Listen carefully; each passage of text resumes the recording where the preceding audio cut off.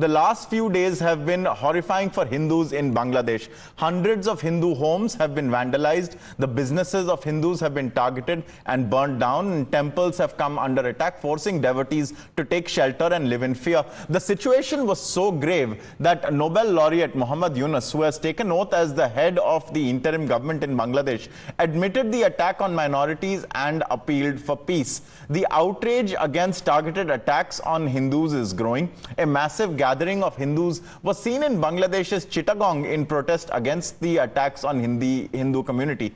The protest was also staged in London by Hindus from different parts of the world living in the UK. They raised their voice in solidarity with the Hindus of Bangladesh and demanded that they be granted protection.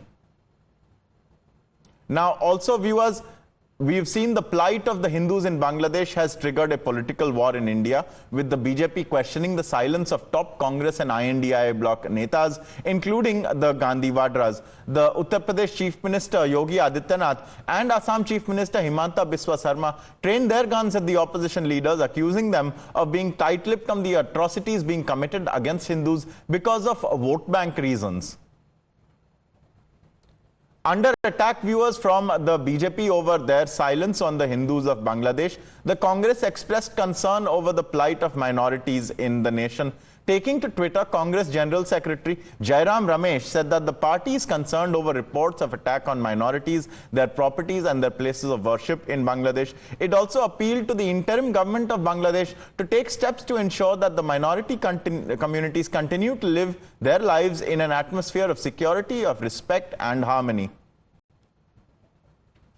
So we've seen, viewers, now an interim government has taken charge in Bangladesh, and yet what we witnessed as a theme throughout the entire coup and the displacement of the Sheikh Hasina Sarkar and its replacement with an interim government is the attack on the minority communities of Bangladesh, specifically the Hindus, because they are the principal minority group there. About 7% of the population, whereas a whopping 91% are Muslims. And horrendous visuals have emerged from the nation of temples being targeted, of Hindus being targeted. We have Adrija joining us once again. Adrija, what is currently happening in Bangladesh? The interim government has taken charge, but has it been able to get a handle on the law and order situation? Is there any kind of guarantee or indication that they will stop the violence being perpetrated against Hindus? Well, you see, the situation continues to remain very serious in Bangladesh.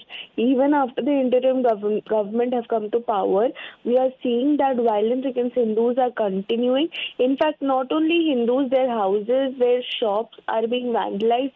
At the same time, temples are being attacked. ISKCON temples are being attacked.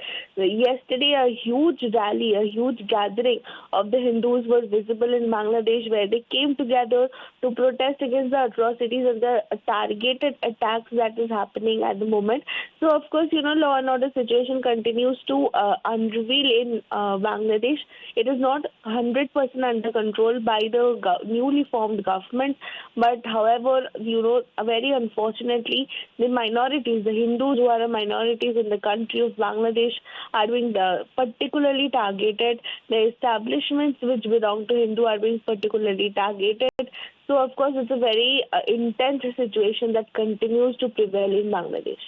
Most certainly. Adrija, if I can ask you a follow-up as well, what is the state of the politics? It appears that the INDI alliance has been forced to issue a statement over this, that it wasn't coming earlier, and the BJP really taking the matter by the scruff of its neck and accusing INDI bloc. Well, absolutely. You see, politics in India also regarding Bangladesh continues, where the India alliance has been making certain statements, but specifically talking about West Bengal, who shares the maximum border with Bangladesh. Now, of course, Mamata Banerjee mentioning that she doesn't have much say in the matter. Whatever the central government decides, she will be abiding by it. And sparks have also followed out regarding this remark, where the BJP attacking mentioning that, she is pushed to a corner, and therefore, for the first time, she is making Right. sense while making these statements. So, of course, politics continues. Now, India alliance leaders are also making certain statements.